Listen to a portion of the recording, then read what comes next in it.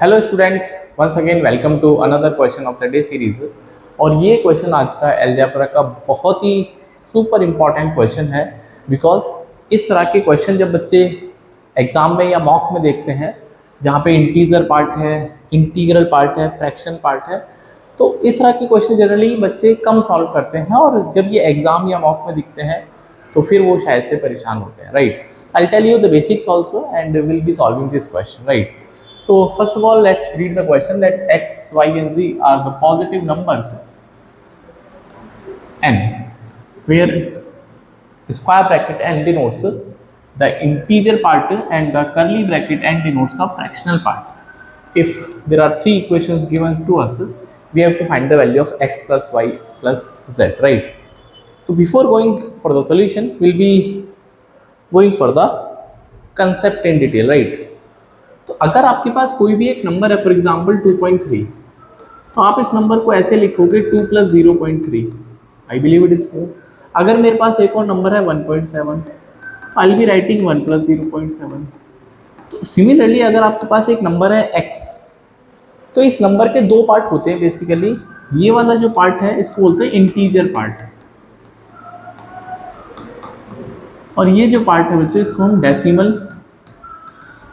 या फिर fractional part बोलते हैं। हाँ, फ्रैक्शन पार्ट। तो यहाँ पर एक चीज़ नोटिस करने वाली है कि जो फ्रैक्शन पार्ट होता है वो ऑलवेज 0 और 1 के बीच में लाई कर सकता है। आप खुद सोच के देखो कि अगर ये 1 हो गया तो ये तो इंटीजर में ऐड हो जाएगा। भाई आप जो पॉइंट की वैल्यू निकालते हैं 2 पॉइंट समथिंग समथिंग समथिंग, तो वो 1 तो नहीं हो सकता, इसीलिए वो 2 पॉइंट समथिंग में 0 से लेके कोई भी 1 के बीच में कोई भी नंबर आ सकता है। तो पॉइंट इज दैट कि जो फ्रैक्शन पार्ट होता है बच्चों वो ऑलवेज 1 और 0 के बीच में लाई करता है। This is important. इसका मतलब अगर आपके पास कोई भी एक एक्स इंटीजर है, पॉजिटिव इंटीजर,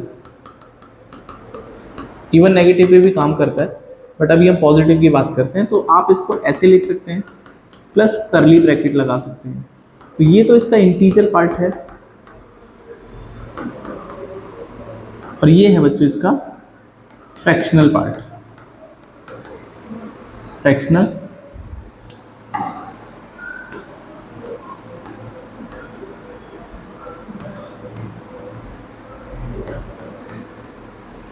तो एज आई टोल्ड, ये जो फ्रैक्शनल पार्ट है ये ऑलवेज 1 और 0 के बीच में ही लाई करेगा। ऑलवेज 1 और 0 के बीच में ही लाई करेगा, right. I believe it is clear, right. अब इतने से बेसिक इंट्रोडक्शन के बाद we are in the position कि हम इस क्वेश्चन के सॉल्यूशन के बारे में सोचें। तो आइए दोस्तों, तो वी हैव द 3 इक्वेशंस। ये इंटीजर पार्ट है, ये इंटीजर पार्ट है, और ये फ्रैक्शनल पार्ट है, एंड इसका वैल्यू 9.2 दे रखा है, राइट। अगर मैं आपसे एक चीज़ और जानना चाहता हूँ कि अगर मैं इंटीजर प्लस इंटीजर करता हूँ, integer plus integer, even minus भी करके देख लो, तो आपको बच्चों इंटीजर ही मिलेगा। अगर कोई नंबर है इंटीजर, इंटीजर मतलब 1 2 3 4 something like that, not decimal, तो will be getting integer if you add another integer और subtract another integer from that, right. तो दिस इज आल्सो इंपॉर्टेंट। इसी बात को यहाँ पे कैच है, इसने बोला है कि integer of x plus integer of z plus fraction part of y, that is 9 + 0.2। मैं इसको लिख सकता हूँ।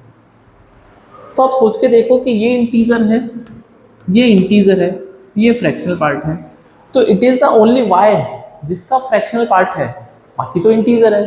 तो इन दोनों को जोड़ के आपको इंटीजर मिलेगा। तो आई कैन कंक्लूड कि जो फ्रैक्शनल पार्ट है y का वो 0.2 होगा। आई होप इट इज क्लियर। तो आपको ये बात समझ में आई होगी कि integer part of x plus integer part of z बच्चों ये कंपैरिजन करके 9 आएगा। आई believe it is clear. Similarly बाकी इक्वेशंस के लिए आप इसको चेक कर पाएंगे। तो यहाँ पे फ्रैक्शनल पार्ट है z, तो इसकी वैल्यू आएगी 0.3। तो जो फ्रैक्शनल पार्ट है बच्चों z, इसकी वैल्यू 0.3 आएगी। एंड सिमिलरली ये जो फ्रैक्शनल पार्ट है x का, इसका जो फ्रैक्शनल पार्ट आएगा बच्चों that is 0.4। I believe it is clear, right. Now x plus Z 9 है, x प्लस जेड 9 है, y प्लस x वो 11 हो जाएगा। वाई प्लस एक्स, ये इंटीजर पार्ट है 11। Similarly integer part of z और integer part of y, integer part of y plus integer part of z, ये हो जाएगा बच्चों 8। तो ये 3 इक्वेशंस और ये सारे इंटीजर्स हैं। तो अगर मैं इनको जोड़ूंगा तब भी इंटीजर मिलेगा और इनको सब्ट्रैक्ट करेंगे तब भी इंटीजर मिलेगा। आई believe it is clear, right. तो अगर मैं इनको ऐड करता हूँ, इनको ऐड करते हैं, तो जब आप बच्चों इनको ऐड करोगे तो x प्लस एक्स ट्वाइस हो जाएगा, सारे नंबर ट्वाइस हो जाएंगे बेसिकली। x प्लस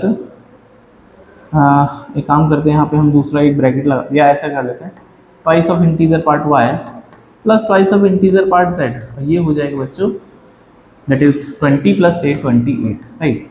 तो अगर हम यहाँ से 2 कॉमन लेते हैं तो integer part of x plus integer part of y plus integer part of z, that will give me 14, right. तो that will give me 14 integer part of x plus integer part of y plus integer part of z, so that is 28/2, because 2 common आ जाएगा तो 14 मिल जाएगा। I hope it is clear.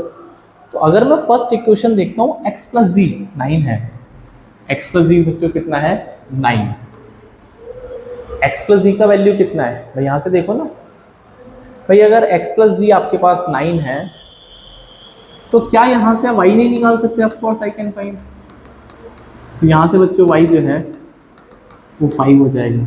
I hope it is clear.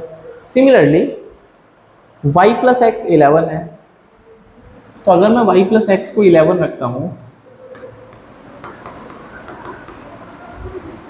y plus x, ठीक है, plus z, ये 14 है और ये आपका 11 है, तो यहाँ से z का वैल्यू कितना आएगा? That is integer part of z 3 आ जाएगा, और तीनों का सम करके 14 आएगा, ये 5 है भाई।